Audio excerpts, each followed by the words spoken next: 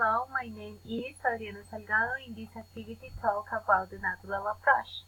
The natural approach is one of the language teaching methods based on observation and interpretation of how learners acquire both first and second language.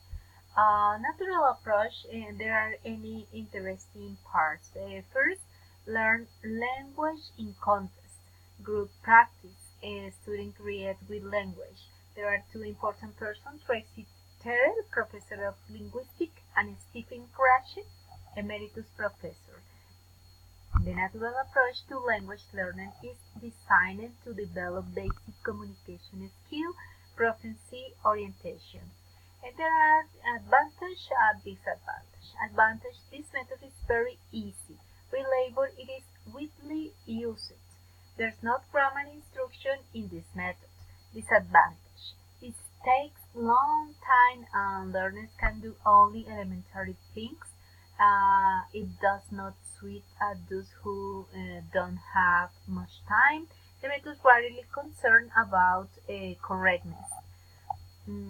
Characteristics: less emphasis on grammar. Learners gain language skill in a sequence of listening, speaking, reading, and writing. The student progresses naturally through for stage long acquisition. Activities: Adler total physical response, yes no question, W question, activities employing graphs of sharp of solving problems, open-end dialogues, prefabricate partners. Now student and teachers role. Early production process.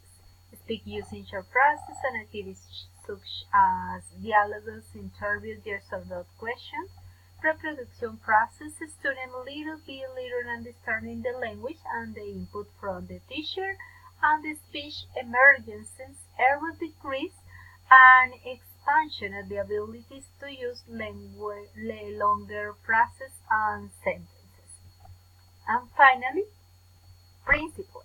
Communication skills use the target language communicatively, emphasis on communication that not in grammar.